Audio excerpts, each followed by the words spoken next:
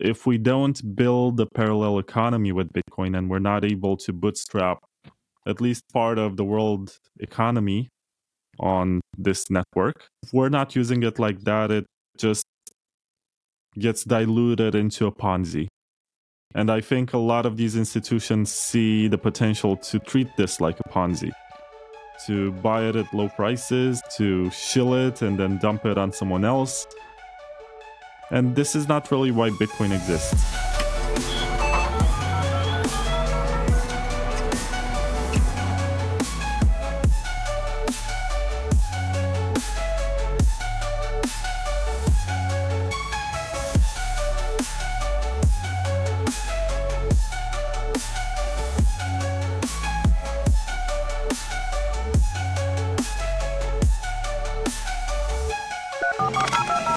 Yeah, welcome back to Bitcoin.com's Token Narratives, where we discuss the biggest stories shaping the Bitcoin and cryptoverse.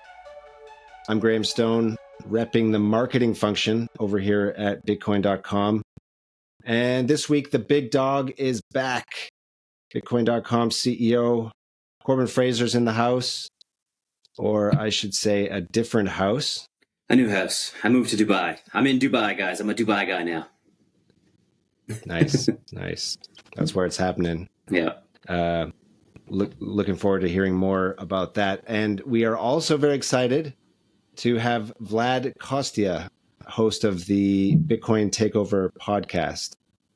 So since 2019, Vlad has recorded over 250 episodes of the Bitcoin Takeover podcast, and each one, I would say, offers a pretty distinct lens on Bitcoin through deep, often contrarian conversations with people from all corners of the Bitcoin space. So you've had protocol level innovators like Bitcoin core developer Jeff Garzik, drive chain advocate Paul Stork, and you've had economic theorists, I guess you could call them, people like Tur Demeester, and philosophical voices like Jameson Lopt, all kinds of voices on your show. And even recently, you've been featuring emerging figures who are shaping Bitcoin's narrative in the political and institutional space. People like, I'm thinking of Bitcoin Inc.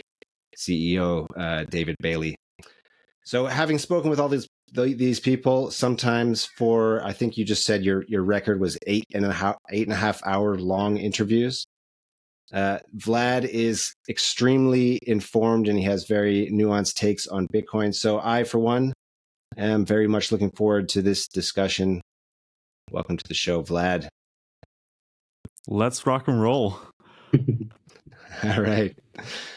Jumping right into it, on Token Narratives, we usually start off with a gut check of the market. And obviously, there's been a lot of volatility in the cryptocurrency market as participants digest the meaning of the tariffs and how they'll impact Bitcoin and crypto.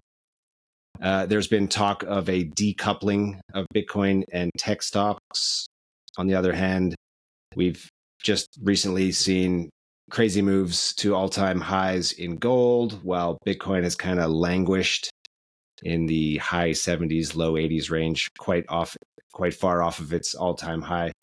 Vlad, do you pay much attention to the markets? And if so, like, what does your gut tell you is next? Actually, either way, what does your gut tell you is next? Well, it's hard not to pay attention to the markets, but at the same time, I'm a bit disappointed. For the longest time, we have been saying, Bitcoin is the hedge against Wall Street. You have Chancellor on the brink of second bailout for banks. That's written in the Genesis block. And then you see Bitcoin being correlated with pretty much everything else. If mainstream economies are collapsing or at least dipping, then you see Bitcoin following the trend. And it's a bit sad, but at the same time, we have to be aware that the people who took us to 100K are some of the same ones who invest in tech stocks and in high-risk assets. So I guess they're coordinating for this. I'm also disappointed in the culture that's changing around Bitcoin, but I guess that's another topic for the show. Yeah. Yeah, I think there's been this, it does kind of feel like the whole like TradFi industry in some ways is kind of colluding to make Bitcoin the thing now. Where I think for so long they've just been snubbing their nose towards us nerds, saying this is all, toxic waste and rat poison, and nobody's gonna, nope, this thing's going to zero. The amount of times that like Bitcoin's been announced dead has sort of, well, we've lost count at this point, right? Yeah, I mean, like I can't help but watch the price though. Just I get my price notifications, and I wake up in the morning and say, "Oh yeah, okay, lost money today. Oh okay, made a little money today." It's like at some point you do become kind of numb to it though. But I would say in the last 2 weeks I was feeling like extremely like exhausted of the whole market, and just I think all the news cycle, and I think you mix in all the tariff saber rattling, and it really kind of felt like, oh man, what are we doing? Is this the right? Is this where Bitcoin was meant to go? But then on the other hand, because it felt so, if I can put it bluntly, it felt retarded. Everything felt retarded. And usually when I feel like that exhaustion retard level has hit maximum, that's usually when I'm like, okay, the only thing I can do now is, maybe buy a little bit more, because every time I've made a little bit of money on Bitcoin, it's usually because I've made a stupid bet around that feeling of, what are we doing? And I threw some money in and then went back up to 80. So that was cool. But, that's not really the stuff that I think gets most people excited that are like deep in the space. The price is kind of like secondary to like, what are we trying to do with making harder money? And is it going to be, just another high risk asset that people trade? Or is it going to be, something that kind of revolutionizes finance and makes people more free or something like that? Yeah, there was a brief moment a few days ago where it did almost seem for a moment like Bitcoin was going to decouple, but that seems to have fizzled out, and so I echo your disappointment there, Vlad. However, I would like to get both of your thoughts here on like, do you think it's the decoupling possibility is over, or it's just like it hasn't had time, the markets haven't had time to figure it out that wait a minute, because like it seems like some market participants, they're hopping into gold, right? Because they're looking for stability. So, or they're looking for something not correlated, right? Is it just that we've seen some players in the Bitcoin investor world have like de-risked, and so maybe that's why it's not performing that well, but like perhaps other players are now, as I think Corbin, as you kind of alluded to, looking at this as okay, here, like things are getting clownish and out of control, and maybe this is a good time to buy the alternative money.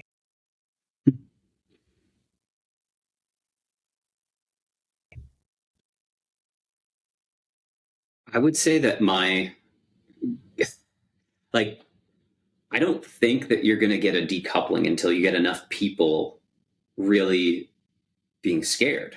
And I think that inflation concerns over the last, say, 2 years or so. I mean, 3 years ago, people, I think if you were to ask the average person on the street, what is inflation? Nobody would be able to answer that. Like, you'd maybe get 10% of like little economic nerds and stuff like that would be able to answer that. But I think a lot of people, especially in the West, have now had to confront what is inflation. Probably people in Romania and like different parts of the world have experienced extreme risk around their fiat dollars in the past, whether that's Venezuela, whether that's Deutschmarks, whether that's whatever. Like there's like some sort of history of like parents losing money, bank runs. There's that memory, or more near-term memory. But for like Canadians and Americans, I think it's just kind of been passed over as like, it doesn't happen around here. But yeah, in the last 2 years, it's been something people have confronted. But I don't think they've necessarily made any actionable changes in their investment strategy or in their savings strategy, because people are barely getting by. Like they're still, everyone's complaining about the price of eggs. So I don't think they're really like worried about. It's like the savings aspect is almost second order to just like keeping your kids fed.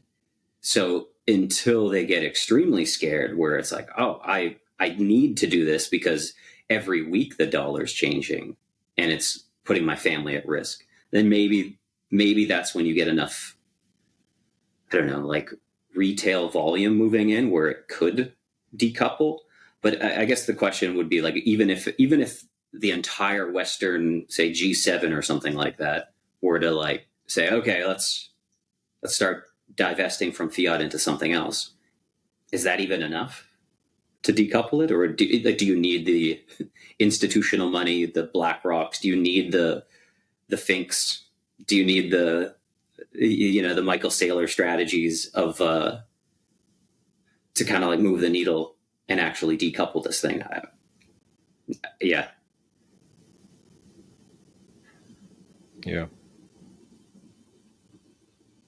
So what about this whole thing with certain governments like talking about a Bitcoin strategic reserve? Like, does that strengthen Bitcoin's image as a hard asset, or does that just like further drag Bitcoin into this like financial morass, I guess, like the TradFi world?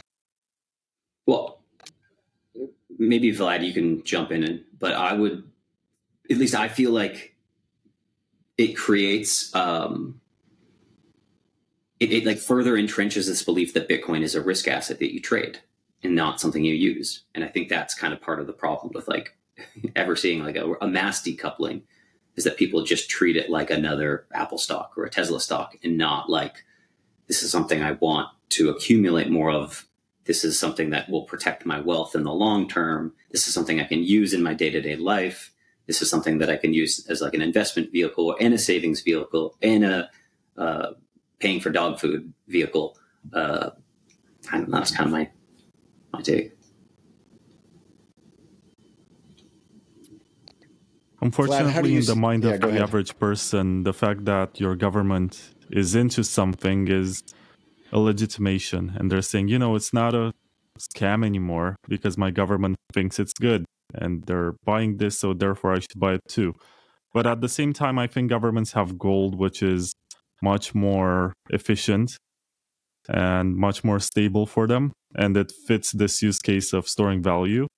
Whereas Bitcoin was made for the average person.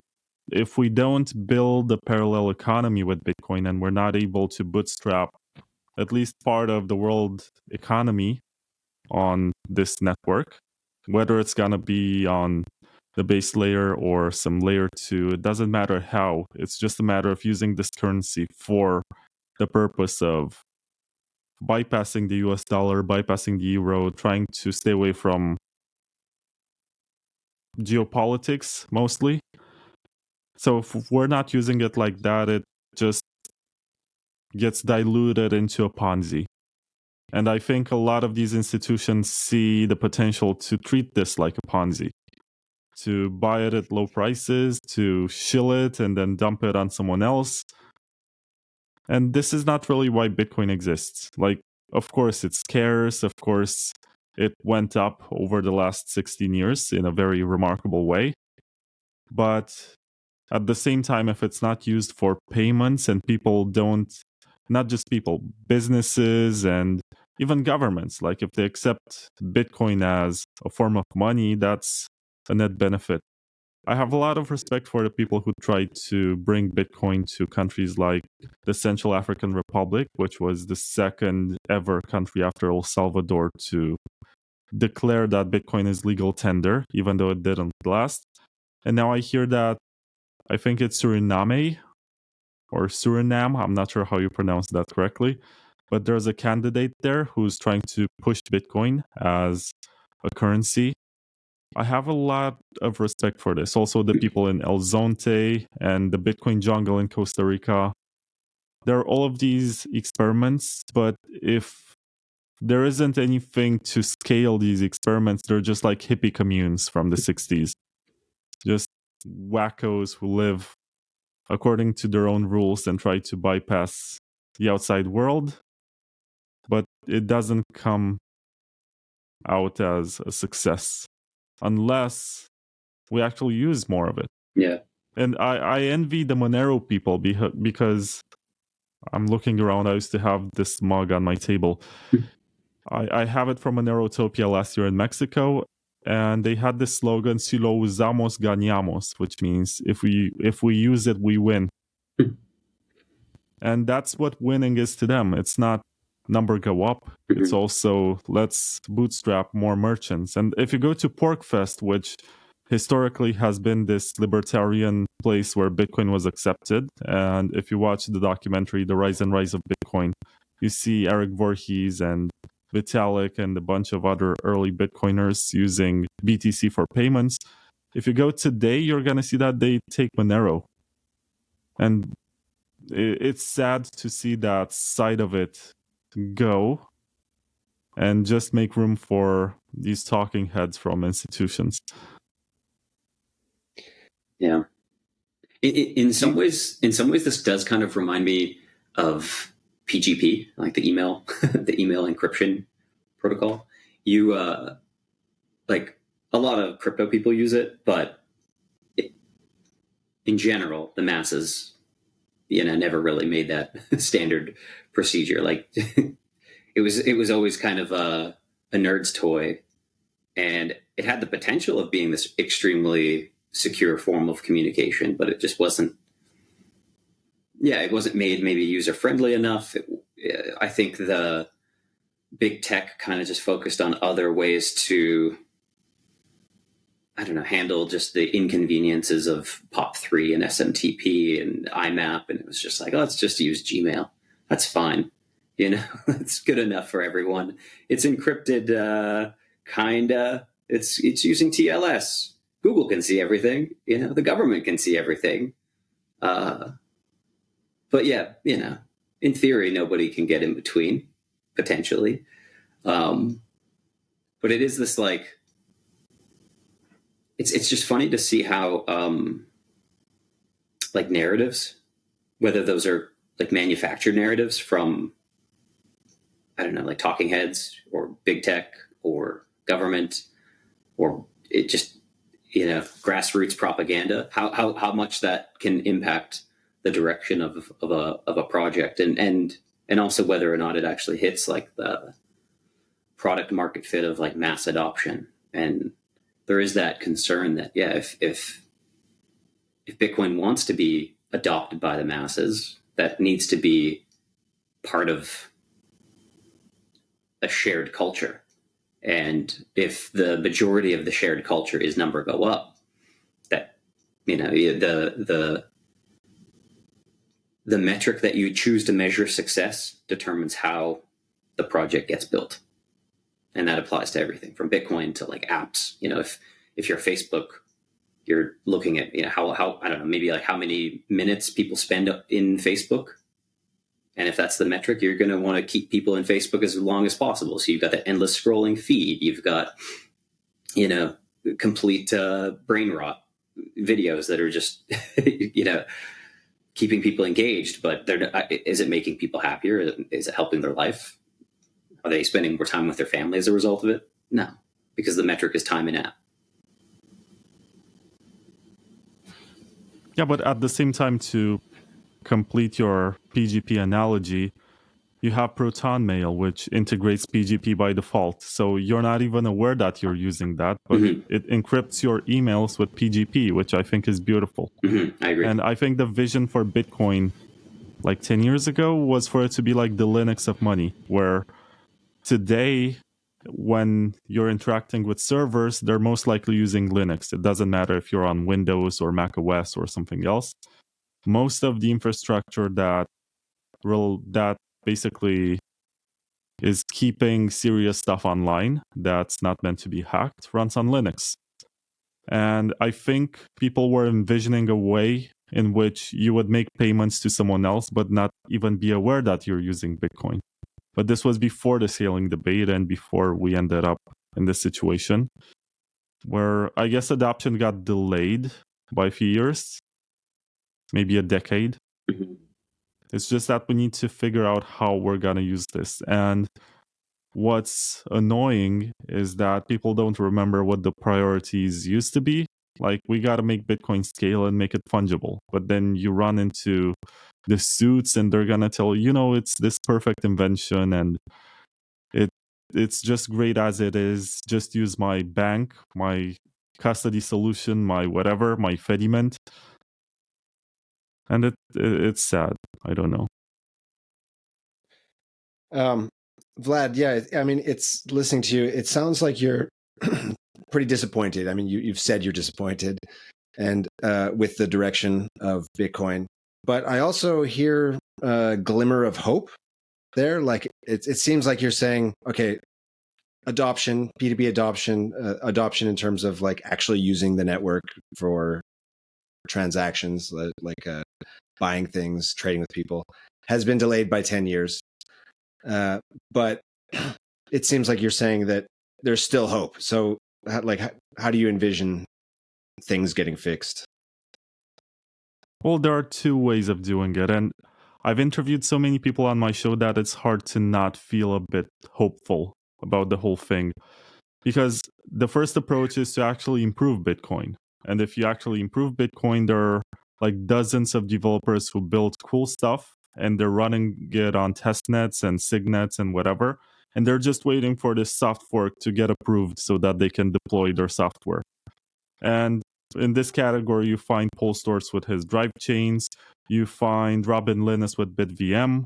You find a bunch of ZK rollup guys who came from Ethereum and they understood, okay, we can use inscriptions. We put the ZK proof inside of a transaction. It's going to be stored on the blockchain and we verify data against that. It's a very smart workaround. It can get more people to join Bitcoin and use it as money. It's just that we don't have some important stuff, some opcodes that are required in order to make this affordable and efficient.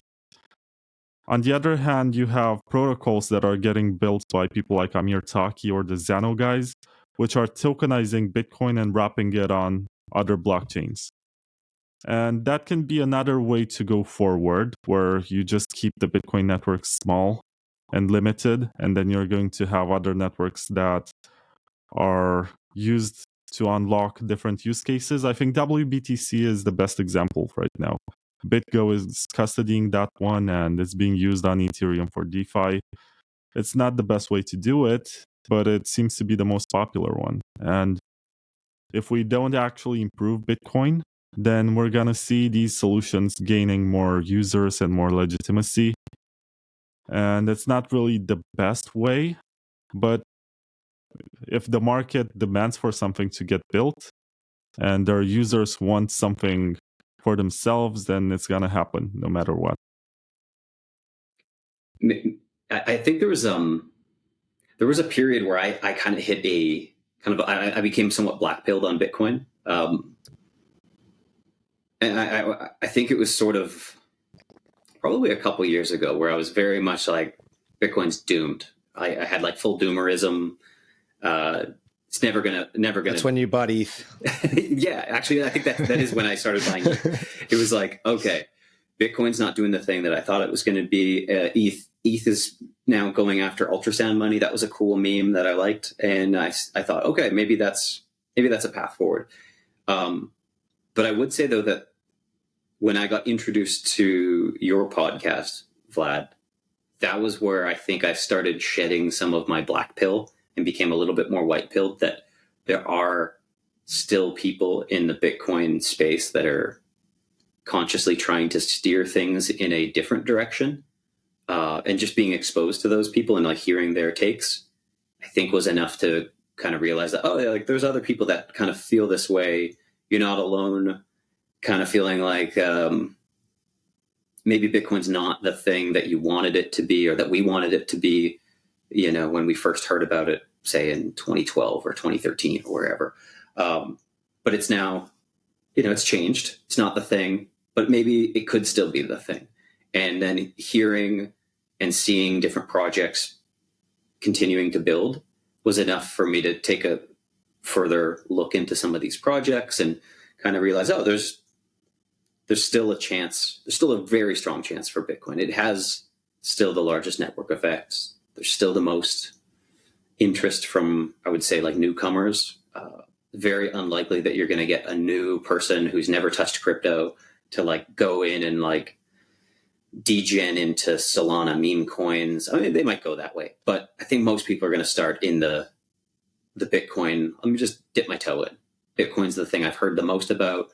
And then from there, maybe I can expand, their horizons. So yeah, I guess big thank you for you to just hosting those voices, because I think if anyone is extremely black pilled on Bitcoin still, or has gone through that period of their own user journey as a Bitcoiner or crypto enthusiast, I think like being exposed to more of those voices that are building and seeing those different problems to solve, it does fill you with enough hopium that there's still a path forward. And, we have many decades ahead of us to continue to work towards this problem. And, maybe the idea that this is all going to be a peer-to-peer cash payment network overnight, maybe we were overzealous in thinking it could all happen in a short period of time. Maybe this is like a Mao level multi-generational project to get there. And as long as there's people kind of putting in the effort to improve it, then yeah, I feel a lot more hopeful in the last even year or so that there's a play here for Bitcoin to continue to grow and try to evolve.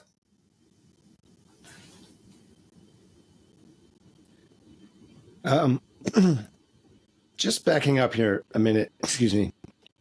So is it the case that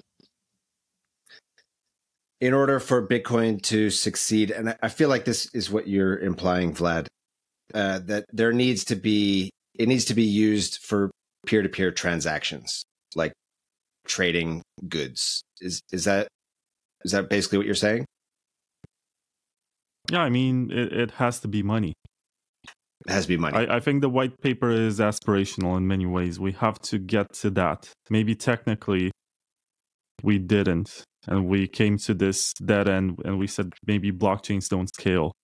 Maybe this is the biggest flaw, even though there are some interesting developments in the blockchain industry, like Mimblewimble, which is pruning transactions to only let 2 transactions per block get stored in history.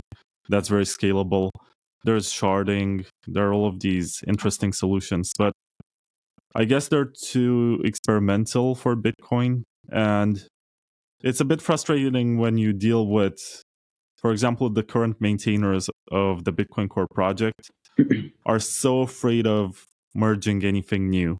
And they're so afraid of adding anything that might be controversial, because they feel like this network has gained so much value over the years that even dealing with something like, I'm not sure if you remember back in 2018, I think, that a Bitcoin Cash developer found an inflation bug in the Bitcoin code, and that was due to Matt Corallo trying to make like this 5% optimization.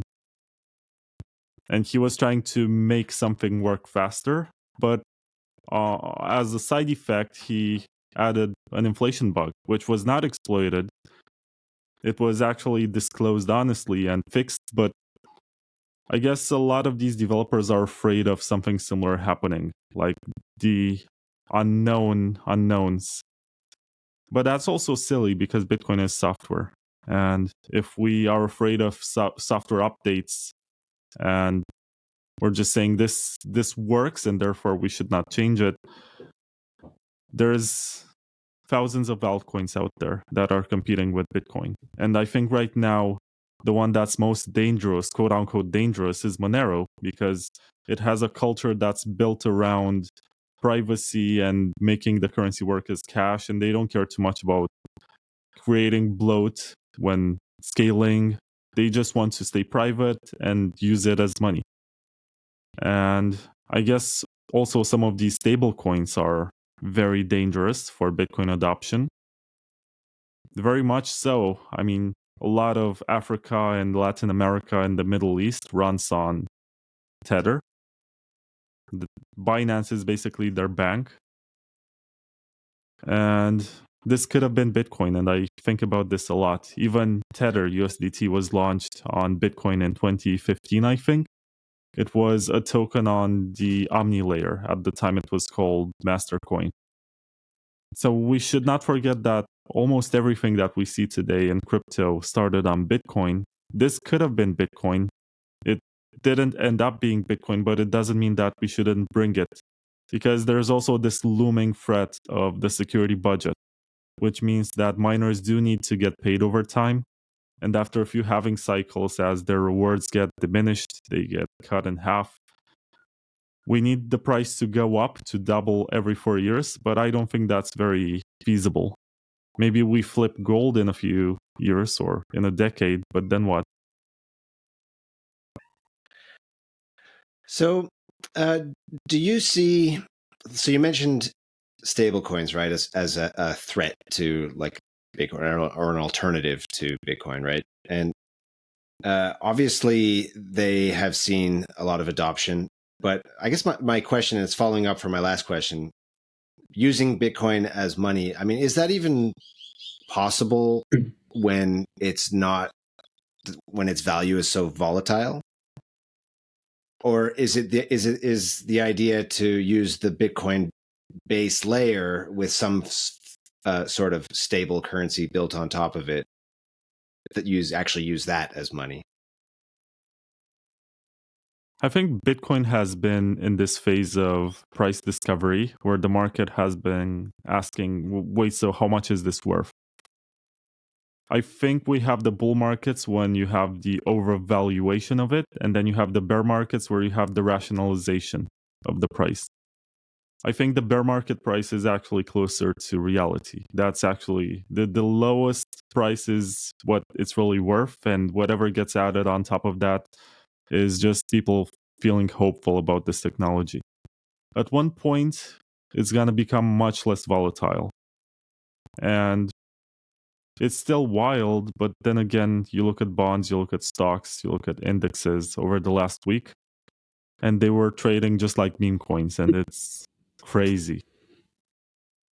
It's really crazy. You think of those as being stable and not volatile, but they end up being just like meme coins with the right push behind them.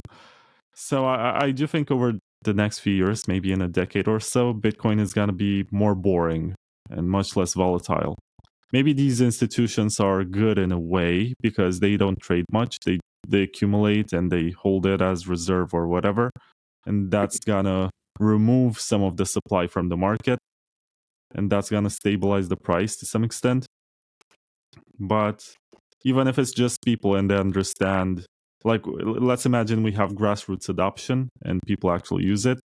If they do understand the value proposition, I see it as becoming increasingly stable too.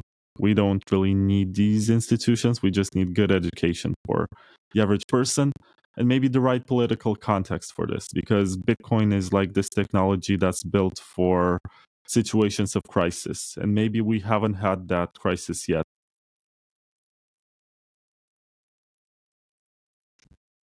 I always kind of find it funny how people that have been in the crypto and Bitcoin space for long, the world. I think if you were to ask the average, I don't know, American or Canadian, they'd say this has been the most hectic the markets have been in years, and everyone in Bitcoin's like, it's okay. It's been a little choppy, relatively speaking to my crypto or Bitcoin assets. It's nothing, but like, sure, I guess if this is your first time seeing prices go up and prices go down, then this would be a terrible time or a scary time. But this is just what we've been living with for a decade, and it's like welcome to our reality. Yep. All right. Let's move on to some different questions here. So, Vlad, obviously you are very involved in the Bitcoin space. You've got your finger on the pulse. You're talking to all the most influential people, it seems, right, in the Bitcoin space. I'm also talking to people in the chat on Twitter. So if you have any questions, feel free to leave them there. Yes, thank you. Let's do that. For now, my question though, which is, what has caught your attention in Bitcoin recently? So, like, are there any stories getting less coverage than they deserve, or more? Well, I will shamelessly show my podcast, but over the last week, I've interviewed open source developers who are launching something or have already launched something significant this week. BTC Pay Server got an update, and now they also have multi-sig functions, which I think is pretty cool. And also LN Bits, which maybe is one of the coolest ways to try Lightning, also went out of beta after 5 years, so they have V1 that's available today. And I have a lot of respect for the people trying to build something and keeping it open source and remembering the true spirit of Bitcoin, because BTC Pay is this open source way to accept payments in Bitcoin. And LM Bits is this WordPress kind of approach to the Lightning Network, where you set up your wallet with plugins that already exist that were built by other people. And you can use it to create faucets or to maybe create a point of sale terminal and all of these ideas. So I think that they're doing good work in the spirit of making Bitcoin work as money, and they're removing speculation. And this kind of tech is actually what gives Bitcoin value, because it can be used. Just because not too many people use it as such, and they get Donald Trump to say never sell your Bitcoin, doesn't mean that there's not a group of people who enjoy using Bitcoin as money.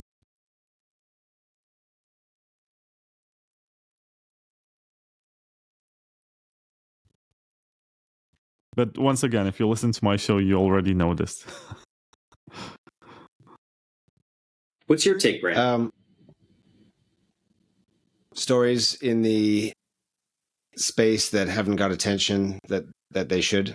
I don't have a good answer for that, because I'm this guy who's mainly focused on the price of Bitcoin. Yeah. you just want to make some money. Quite honestly, I came into Bitcoin in 2017, and I came into it for the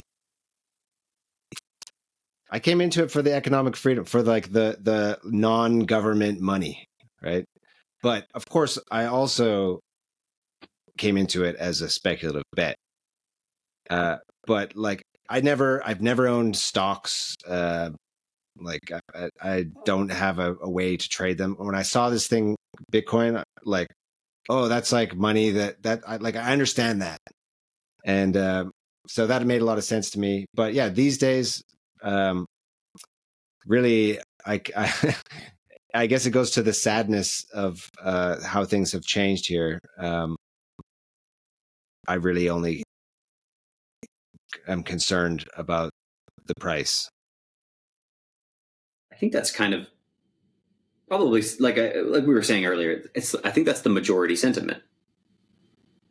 I think some of the earlier adopters are still very much focused on finding ways to use Bitcoin or crypto, or finding a way to like have this alternative money.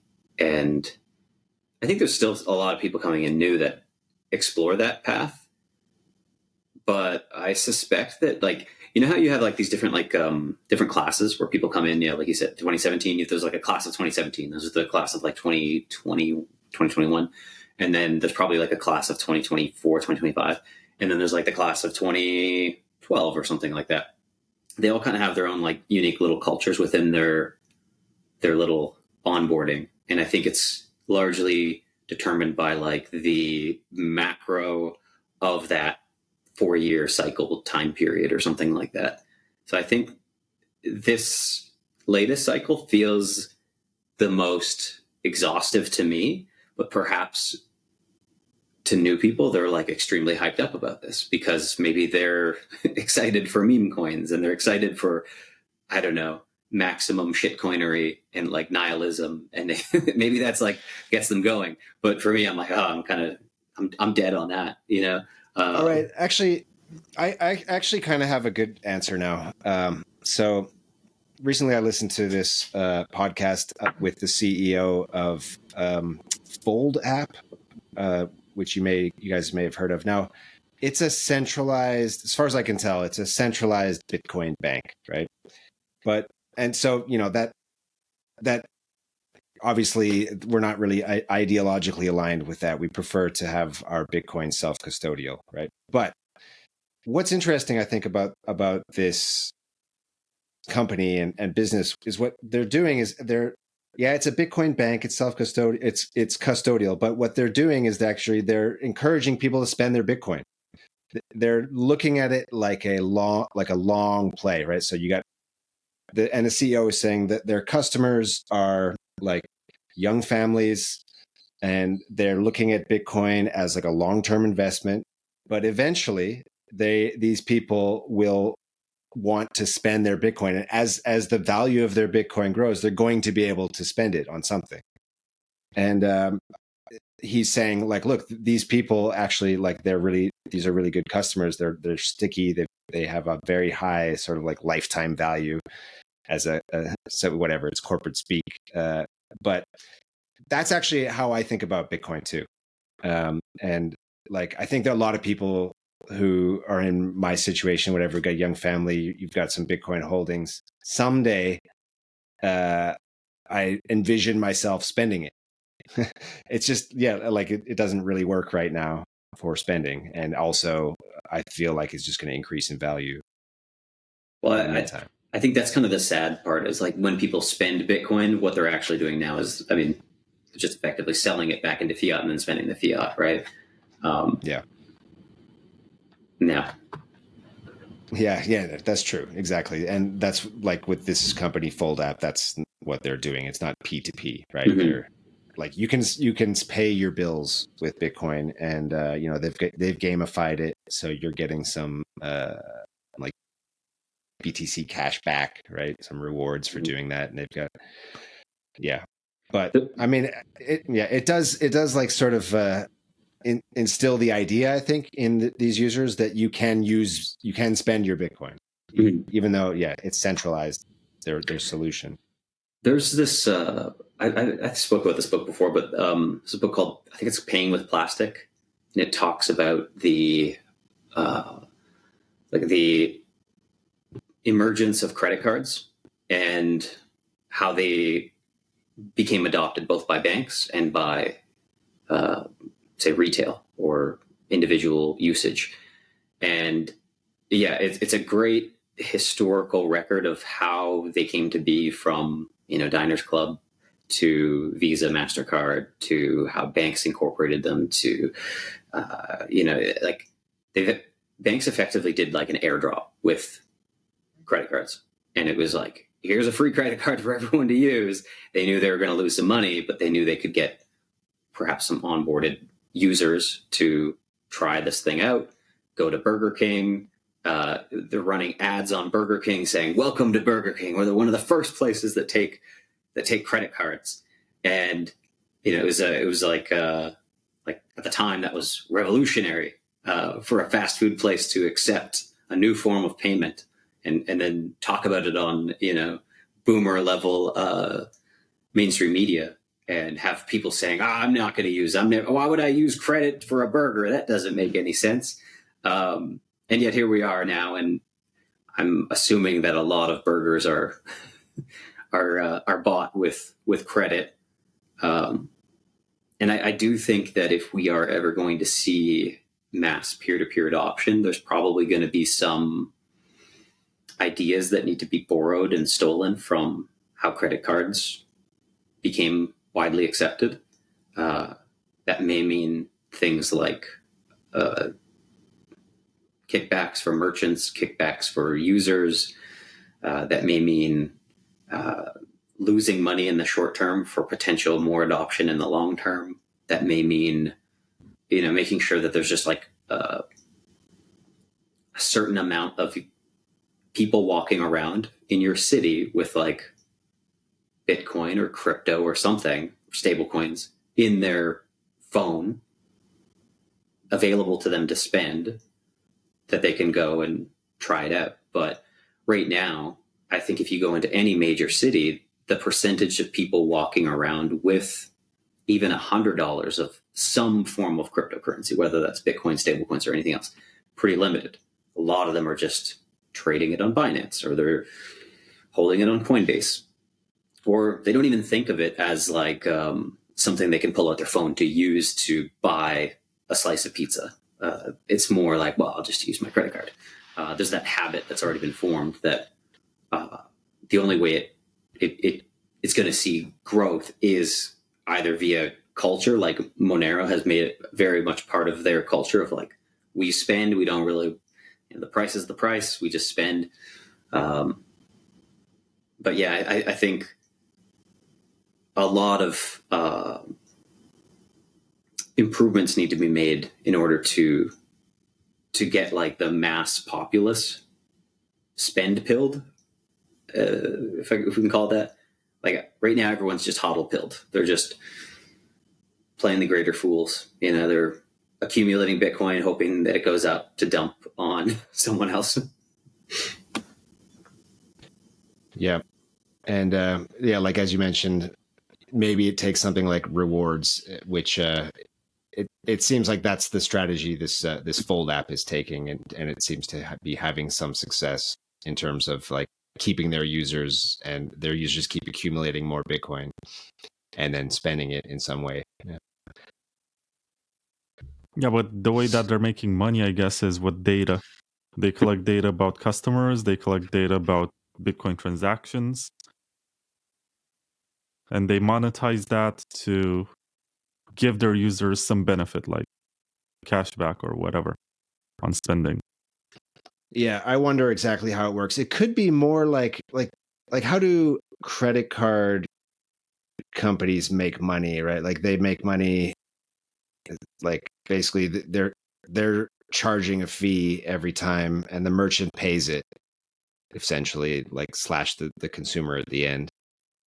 And then so maybe with these guys, when you spend your Bitcoin with them, like you're getting some cash back BTC. And who's paying for that? Like it's the merchant, I guess, who wants the transaction to go. They want to be able to accept Bitcoin, and they're considering that a fee for it, like a.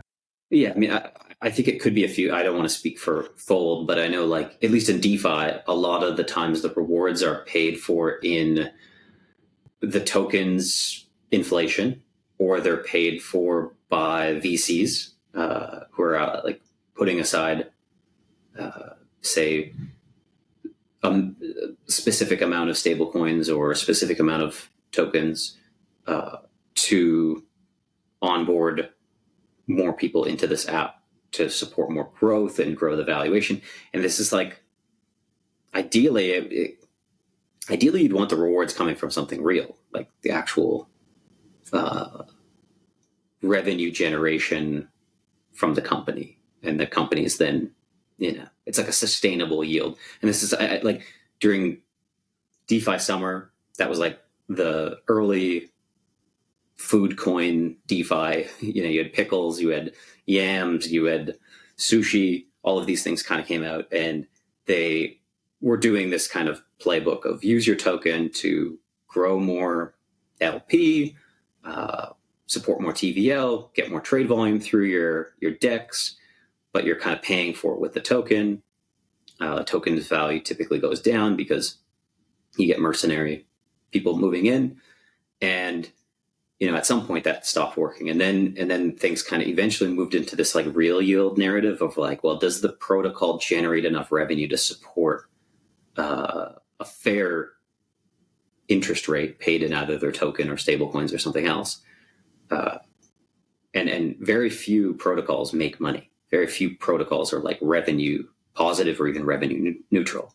So that becomes kind of this like tricky game that companies and apps, and I think any of the merchant apps or wallet apps, they need to kind of be aware of when they're trying to improve upon this, peer-to-peer cash narrative related to Bitcoin and crypto.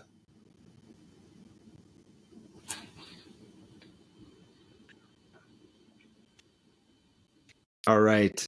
As we wrap up, as we get to the hour here, I think we can wrap this up. Vlad, where can people find you? Well, just use your favorite search engine and search for Bitcoin Takeover podcast. And if you have enough time to listen to that, I have a lot of respect for you. If you don't, you have timestamps with the specific moments where you can find various topics being discussed, or you can use 2x speed, which I understand a lot of people prefer. Yeah, I do. I did notice that you've done an excellent job of timestamping all the episodes. I've used that already a few times. That's very helpful. So appreciate that. And yeah, Vlad, thank you so much for coming on the show. Thanks for what you're doing with the Bitcoin Takeover podcast. And thank you, Corbin, as well, for your insights. Oh, you're muted. Parting thoughts from Corbin? Nothing philosophical. I was just saying I love the opportunity to chat with both you and Vlad. It's fun. All right, guys. Thanks everyone for listening. That is it for Bitcoin.com's Token Narratives. Catch us next week. Adios.